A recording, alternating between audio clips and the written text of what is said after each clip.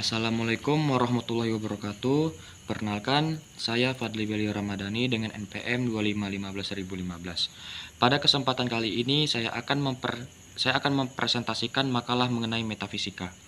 Di dalam presentasi ini saya akan membahas pengertian metafisika, ruang lingkupnya, berbagai pandangan tentang realitas, hubungan metafisika dengan sains, pembahasan mengenai Tuhan, hingga isu-isu metafisika di era modern seperti kecerdasan buatan atau AI. Semoga presentasi ini dapat menambah wawasan kita mengenai salah satu cabang filsafat yang sangat besar. Garis besar topik. Pada presentasi ini terdapat beberapa pokok pembahasan. Pertama, saya akan menjelaskan definisi dan ruang lingkup metafisika, yaitu apa sebenarnya metafisika dan apa saja yang menjadi objek kajiannya. Kedua, saya akan membahas kesadaran dan pikiran, khususnya hubungan antara pikiran dengan tubuh manusia.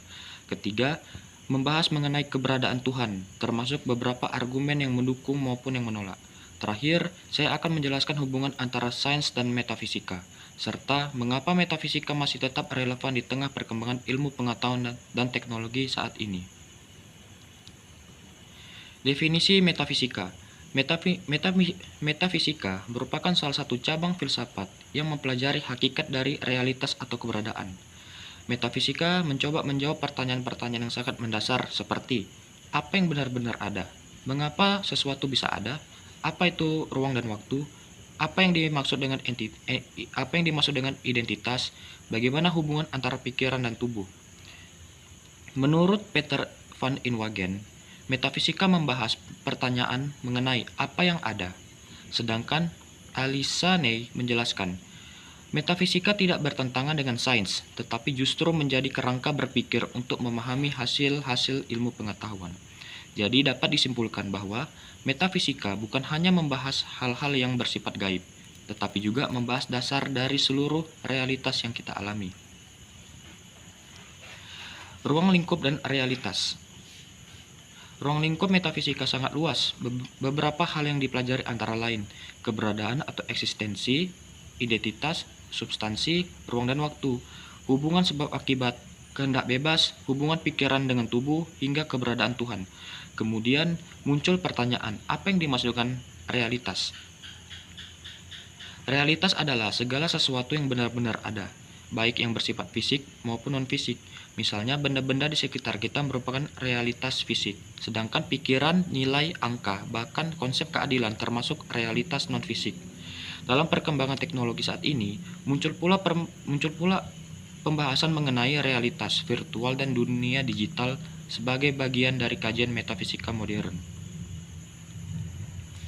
Materialisme versus idealisme. Pada bagian ini terdapat dua pandangan besar mengenai hakikat realitas. Yang pertama adalah materialisme. Materialisme berpendapat bahwa segala sesuatu berasal dari materi. Pikiran manusia hanyalah hasil kerja otak, sehingga seluruh fenomena dapat dijelaskan melalui ilmu pengetahuan. Sedangkan idealisme memiliki pandangan berbeda. Menurut idealisme, kesadaran atau pikiran justru menjadi dasar dari realitas. Artinya, pengalaman subjektif manusia memiliki peranan yang sangat penting. Saat ini muncul beberapa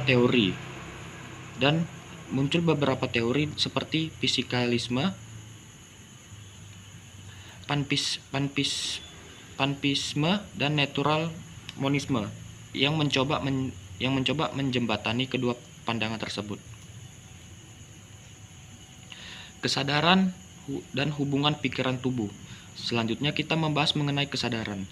Kesadaran merupakan pengalaman subjektif yang hanya bisa dirasakan oleh individu itu sendiri. Misalnya rasa sakit, rasa bahagia, atau rasa sedih. Filsuf David Chalmers membedakan dua masalah. Yang pertama adalah easy problem, yaitu bagaimana otak memproses informasi. Yang kedua adalah hard problem, yaitu mengapa proses di dalam otak bisa menghasilkan pengalaman sadar. Beberapa teori yang mencoba menjelaskan hal tersebut yaitu fisikalisme, dualisme, fungsionalisme, panpsikisme. Sampai saat ini, hubungan antara pikiran dan tubuh masih menjadi salah satu perdebatan terbesar dalam metafisika. Selanjutnya, determinisme dan kehendak bebas. Pada slide ini dibahas mengenai determinisme dan kehendak bebas. Determinisme berpendapat bahwa semua peristiwa terjadi karena adanya penyebab sebelumnya. Jika semua sudah ditentukan oleh hukum alam, maka muncul pertanyaan, apakah manusia benar-benar memiliki kebebasan memilih? Ada 3 pandangan utama. Yang pertama, hard determinisme, yaitu manusia benar-benar bebas menentukan pilihannya. Maaf, saya ulangi. Yang pertama, hard determinisme, yaitu manusia sebenarnya tidak memiliki kebebasan. Yang kedua, libertarianisme, yaitu manusia benar-benar bebas menentukan pilihannya. Yang ketiga adalah kompatibilisme, yang mengatakan bahwa kehendak bebas masih bisa berjalan meskipun dunia memiliki hukum sebab akibat. Perkembangan neuroscience dan AI membuat pembahasan ini menjadi semakin menarik. Selanjutnya, sains, asumsi metafisika dan naturalisme. Walaupun sains menggunakan metode ilmiah, sebenarnya sains memiliki beberapa asumsi dasar yang bersifat metafisis. Misalnya, keyakinan bahwa dunia nyata memang ada, kemudian hukum alam berlaku secara teratur. Selain itu, setiap peristiwa memiliki sebab. Semua asumsi tersebut tidak bisa dibuktikan sepenuhnya melalui eksperimen, tetapi menjadi dasar dalam penelitian ilmiah.